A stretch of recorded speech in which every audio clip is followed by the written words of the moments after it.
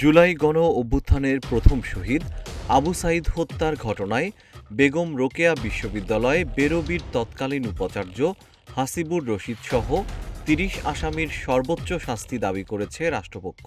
আন্তর্জাতিক অপরাধ ট্রাইব্যুনালে মামলার তৃতীয় দিনের যুক্তিতর্ক উপস্থাপন শেষে প্রসিকিউটর মিজানুল ইসলাম এই দাবি জানান।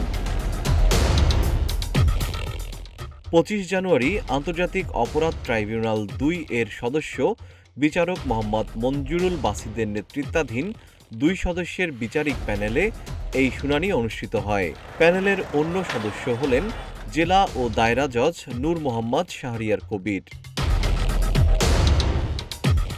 সিসিটিভি ফুটেজ প্রদর্শন শুনানি চলাকালে ২০২৪ সালের ১৬ জুলাই আবু সাঈদ হত্যাকাণ্ডের সময় বেরোবি ক্যাম্পাসের মূল ফটকের সিসিটিভি ফুটেজ ট্রাইব্যুনালে প্রদর্শন করা হয়। প্রসিকিউটর মিজানুল ইসলাম ভিডিওচিত্র বিশ্লেষণ করে দেখান ঘটনার সময় আসামিরা কোথায় ছিলেন এবং তাদের কার্যকলাপ কী ছিল।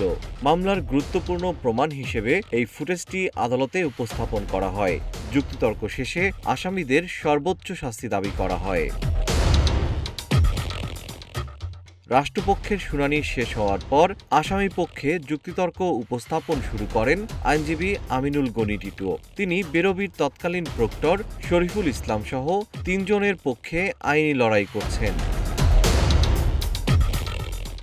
বর্তমানে এই মামলার ৩০ জন আসামির মধ্যে ৬ জন কারাগারে রয়েছেন। ২৫ জানুয়ারি সকালে তাদের ট্রাইব্যুনালে হাজির করা হয়। এই মামলার প্রধান অভিযুক্ত বেরোবির তৎকালীন উপাচার্য হাসিবুর রশীদসহ ২৪ জন আসামি এখনও পলাতক রয়েছেন। জিএম শিহাব, রূপালী বাংলাদেশ।